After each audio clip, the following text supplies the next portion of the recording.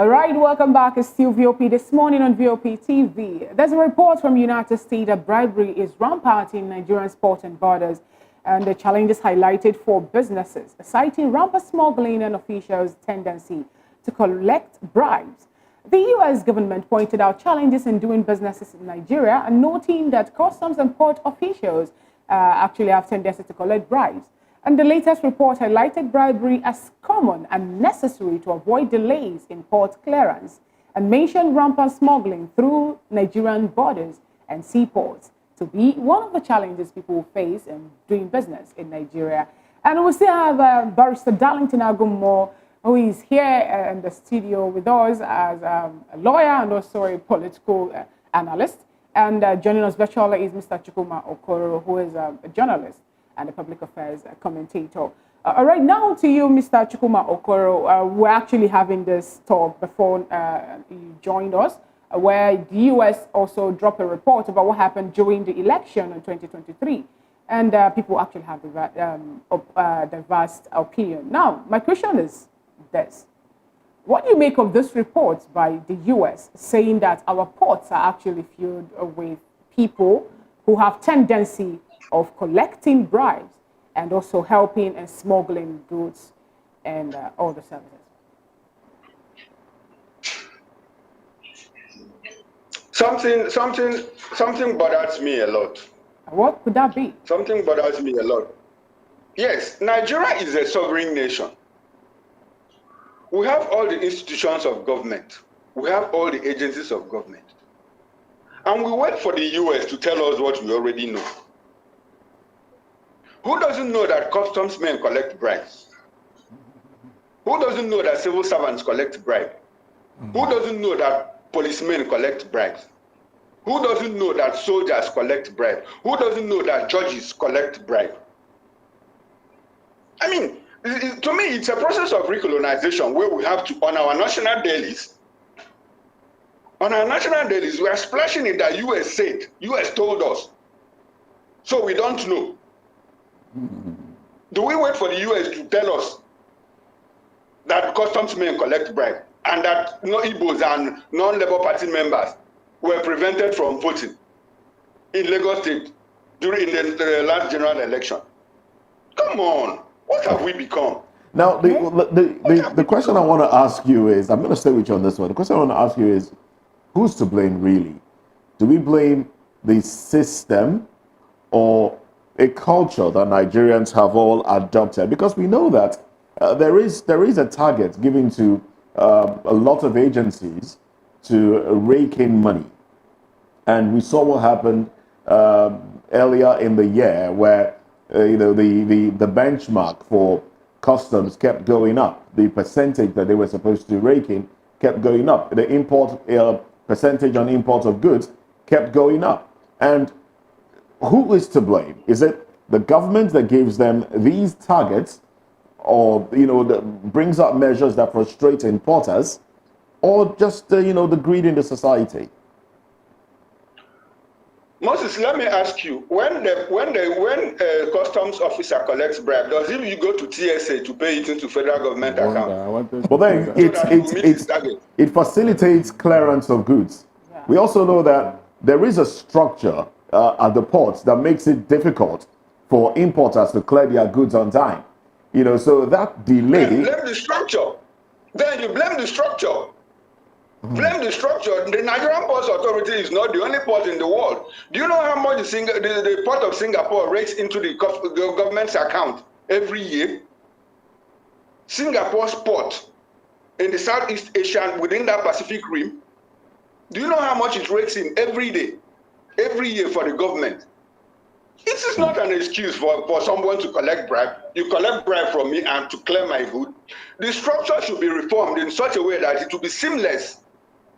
I mean, we have technology to take care of all these things. Now just this quick one. Don't you think actually the increase in what the customs are supposed to bring into the coffers of the government now actually is leading to some sort of competition among the ports? Because I think just 2 months ago we heard that customs in order to generate 16 billion in Apapa here.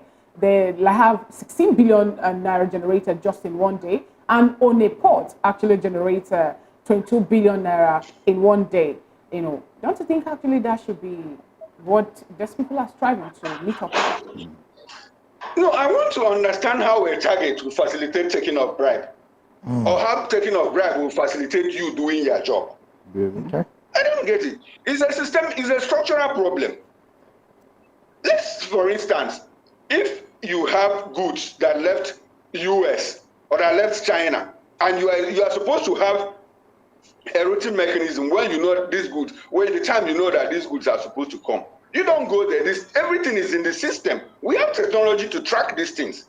By the time the thing comes, if you used to work for 6 hours, why don't you increase it to 8 hours or 10 hours? Do shift so that somebody ends by 6 o'clock and another person ends by 10 o'clock, another person starts by 4 o'clock. Technology is there to do these things. I can't find any reason why somebody would justify using targets to say, I'm taking bribe because I want to meet my target. Okay, The now bribe that you are taking, I have to come to the federal government offer. All right. I have to come to Barrister now because it's quite interesting that we are talking about this. The US have come out to make their statement, and you just rightly agree that we do not even need the US to tell us what is happening in Nigeria. Now, Barrister, the quick question is, where did we get it wrong structurally? How can we correct it structurally? And then is there any political willpower to wanting to stop all of this? Because it is eating us badly as a nation. Thank you, David. You see, one of the reasons why African nations fail is not because we don't know what we want or we don't know who's supposed to lead us. It is because these Western nations, they don't want good governance in Africa. They don't want good leaders in Africa. They want those who are very corrupt. That is the people who they can do business with. What will be their gain? Well, yes, because they gain from these people more. All these corrupt leaders. That is the only people they can do business with. So whenever they come with this their report and start speaking from both sides of their mouth, they can only deceive gullible people, not me. Look, this same US, you saw the role they played during the last election. If they actually wanted good governance in Nigeria, all the reports they're supposed to release, they seized it, they withheld it, they delayed it. Why were they doing all those things? We are there helping our democracy by what they did. Even the woman who threatened that she will go to court, that somebody forged her signature on a particular certificate. What happened at the end of the day? She swore that she would go to court. And that would have made a very big difference. But that woman, I don't know what happened. What happened? Is it that she collected money and then slept on her rights? I'm talking of a professor. So when they have collected all this money and all the underhand dealing, they will now come out and start posing to be the bastion of democracy. They should not, because they have played ignoble role in Africa. Go and read Walter Rodley's book, How Europe Underdeveloped Africa. Go and read it. For the ignorant people who don't know what is going on, they did this deliberately. But they will come out and write a report so that you will see them as a good guys. Meanwhile, if you remove Africa today, most of the Western industries will collapse because the raw material they're taking free, they are not paying for it. Go to Congo. Go and see what they are doing there. So is there no political will to getting these structures right? We have the political will, but these people, they will use their superpower status to suppress it. That is why you have over 120 gangs in the Congo fighting for them. In our own country here, Zamfara, because of the mineral resources there, go and see what is going on there. All of them are foreigners. They are making us. If they have a leader who wants to say, no, this will not continue, you will see what they will do to that leader tomorrow. Right. That is what is going on. So unless we say no, just like China did, most of the things they are doing in Africa, they won't try it in China now. China will not give them opportunity to do that. They can't try it there. But because at Africa, they have very weak leaders who are even very corrupt. So corruption is a problem. Corruption, yes, because go and see what Mobutu Sese Seko deposited in France, in Paris. All the companies and hotels you have in Paris and the Western Europe. Go and see there. All these other leaders, even our own leaders here, Abacha, we are still receiving Abacha alert up to today. Where did he keep that money? Why can't they say, no, we will not accept any of you. If you bring any corrupting here, we will not take it. Why can't they say so? Later, they will now start writing reports. Meanwhile, they aided and abetted. And gullible Nigeria will be saying, yes, all the things they are using there, my dear, it is from you. The raw material they are using to build their cities is from you. It is your raw material. That is it. Then our children will run there because that place is okay. You can imagine. It's interesting that you pointed this out, and something just jumped into my head. Very recently, we saw the return of certain artifacts, which they took away from Benin, from all over the place. Yes. And there has also been the argument of whether we are capable of keeping those things in good form. We are not capable of it. They should tell us how to sleep with our wives then. All right, let me come to Chukwuma Okoro now. Now, you have given your opinion on this report. We know that Nigerians, I mean, every right-thinking Nigerian knows, what is going on. We know that almost everyone in Nigeria collects bribe, kickbacks, and all of that for contracts and other things. We know these things. But of what impact will this report have, knowing fully well that this report also talked about the investment climate in Nigeria and how some of these factors, the customs, smuggled goods, customs taking bribe, smuggled goods entering the country, Boko Haram and insurgency affecting investment. And we have a president who is, around the world. I don't want to say John Kettin, but, he's around the world trying to get foreign direct investment in. With this report, albeit from the US, do you think this will affect possible investors that will read this in deciding or not whether to come to Nigeria to invest? Okay, thank you, Moses. I think this is one report too many. You don't be surprised, another report will come out next week, and another in 2 weeks, a fortnight, another report will come out. But before I come to the issue of how the report will affect our investment opportunities, our ability to pull in foreign direct investment, I want to disagree a little bit with Barrister Darlington when he said that we should blame the Western nations, about our plight. That position is a position that it was used by Marxists, in the 1990s and 80s and 90s to explain away the inefficiencies of our leaders. But since communism died in 1989, 1990, we have seen, on the flip side, we have seen that those things were just theories to explain away the inefficiencies of leaders. Africa wasn't the only colonized continent. Japan was colonized, they have moved on. South Asian countries were colonized, they have moved on. Singapore was colonized, they have moved up. It's a developed country now. Malaysia was colonized, they are going ahead. Australia was a colony, like I said the other time. It was even a penal colony that is supposed to have more criminals than other countries. They have moved on. And if you come to Africa, Botswana is doing very well. Rwanda, just after 30 years of that horrendous act of genocide, has moved on. Seychelles has moved on. Mauritius has moved on. So the issue of Western powers, interfering with us, and I'm happy that he even said that China disagreed with them. How did they disagree? Because they had a leadership that said, no, this is what we want to do. This is the direction we want to go. You don't tell us what to do. But our leaders take everything that is given them, hook, line, and sinker. One, because of corruption. Two, because of ethnicity. All of us are witnesses to what happened during the election. How they...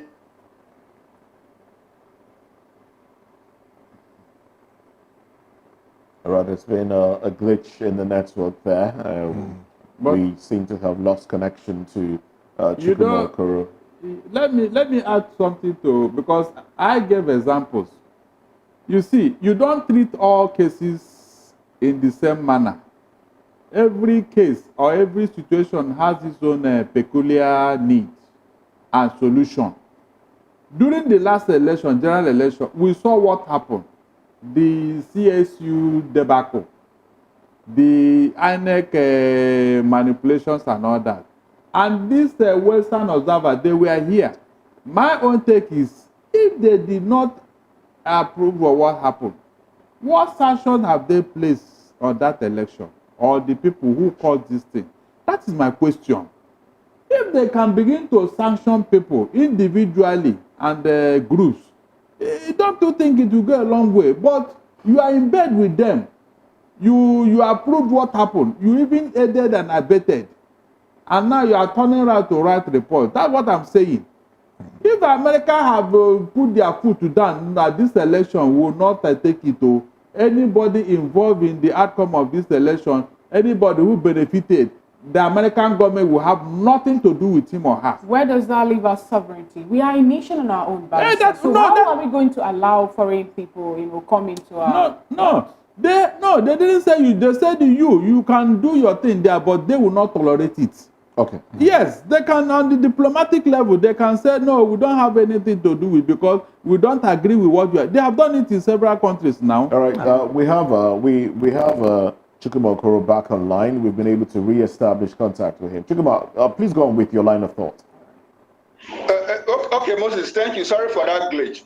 So, I heard Barrister again trying to sustain his argument. But I ask again, what about those countries that are doing well? Doesn't the Western powers interfere? It boils down to leadership.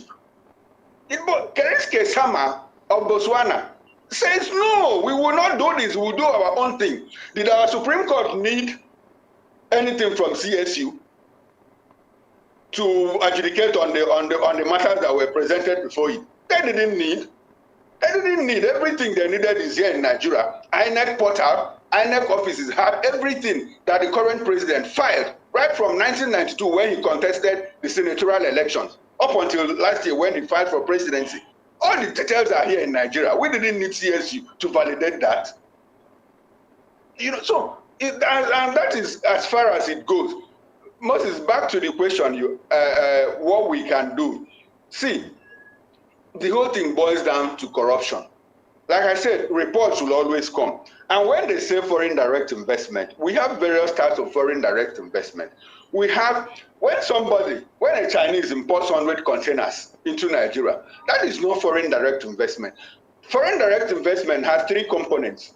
One, it must be capital. Two, infrastructure and technology must follow. Three, there must be transfer of that technology to locals. If a Chinese company is coming here, or if a European company is coming, what they need to do is come with the capital, come with the equipment, build facilities here, train our people, and over time, probably 30, 40, 50 years, transfer that technology to our people and hand the management. That is the key element of FDI. FDI came up as a concept, after in the era of the Bretton Woods, after the Second World War, during the Marshall Plan, how to rebuild the war-torn countries, parts of the world. That is the origin of FDI. But our people now use it to say, if you go and borrow, like a state governor went and borrowed money from AFD, he said he has attracted foreign direct investment. That is not it. What the American reports will do is that people will begin to re-scrutinize us again. But there's one thing about investors too. Their noses are always up. They know where to make money. They know where to go. People will now come with our MPR at 24.7. People are going to collect money from South Africa, from Singapore, from Russia, and dump it here. Money for you to dump it here in our stock exchange or whatever. Then we'll use it. After a while, they will pull out and take their profit. That is not FDI. All right. FDI has to come in with technology. All right, let's get your concluding thoughts in as we are. The president's movement. Let's get your concluding thoughts in as well. No, Moses, my concluding thought is that what we need to do, what our leadership needs to do, is to rebuild the economy.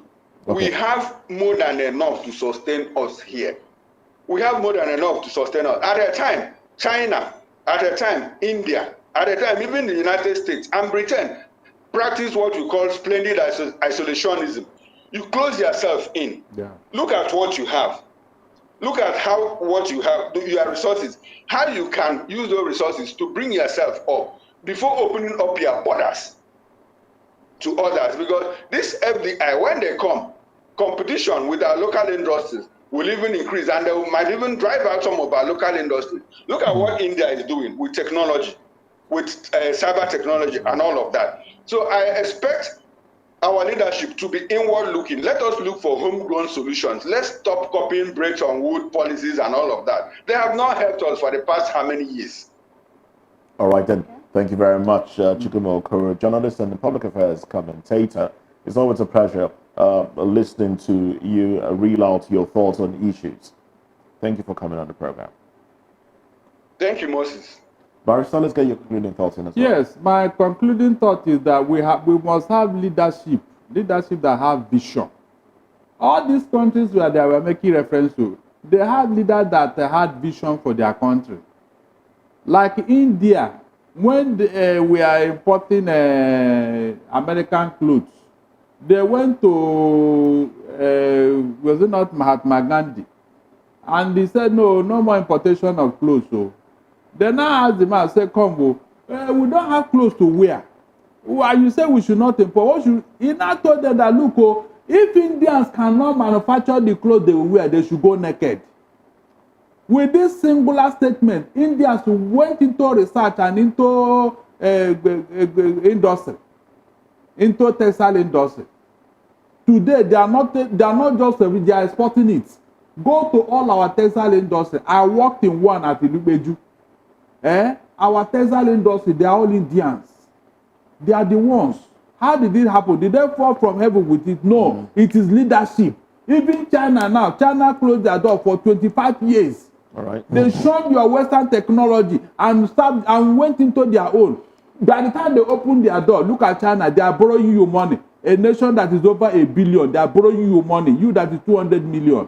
So we don't have leaders that have vision.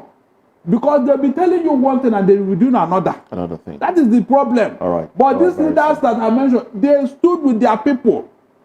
They were not corrupt. And that's why the people key into their vision. But here, this person will come today, carry one vision that we don't know where he's coming from. By the time he leaves office, another person will come. At the end of the day, we don't know where we are going. No direction. We must thank you for your thoughts on the program. We've been speaking with Barrister Darlington Agomwo, a lawyer and a political analyst as well. We'll take a break now. When during this break, we'll hear the thoughts of Nigerians on the streets of Lagos as they react to issues from the dailies. This is VOP, Voice of the People. Let's hear the voices of the people. To you, David, Moses, and Fina. Good morning, Nigeria. We're on the streets to hear people's opinion regarding some of the headlines on the newspaper this morning. Dana line, yeah, the schools don't bind us since. What is living there? And I don't even break the Dana line. The country where we say Nigeria, where we day, not before 4 days for the airport a fire break. Let the fire extinguisher or fire say let them go there now. But they will go there without water. You don't ever imagine them. Last I had the bomb for Lukpeju. Won't come with the bomb for Lukpeju. Those people that come there without single water in their van. Are you getting it? So the country we are not safe. Imagine that rain fell which day and the walls of the correction center at Sileja in Niger State broke and 190 people escaped. Very fake report. Oh, really? It's a fake report. If you go in detail, that is a fake report. Nigeria will never give you real reports. Who does that? There should be adequate security operative because these people are inmates are criminals convicted by law. So them being free, the neighborhood is no longer safe for the citizens of the nation. So it's best that appropriate security measures is taken. I think the chairman of EFCC, it's working. Politicians are public servants that need to be held accountable for our resources because we are taxpayers. So we need the government, the presidency, to back up EFCC, like the governors, if they are found guilty. Because if these people are not brought to account, many other governors will reciprocate all these things, and all our money are just going and all of that. So the EFCC is actually doing a very good job, and hopefully it see the matters to the end, so that our funds, our tax money will not be in vain, because we need all these amenities for the public. Well, I think it's a very good initiative for speedy process, because time is life also. So you don't know the effect it's having. The government is to make all process easier for the citizens, not to make it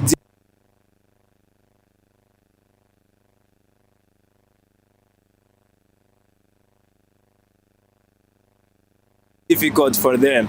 So it will be a great initiative to introduce that act or law to pass the bill, so that it can be easier for executions.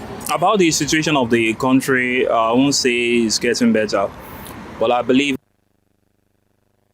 we are getting there, because Rome was not built in a day, so it takes a gradual process.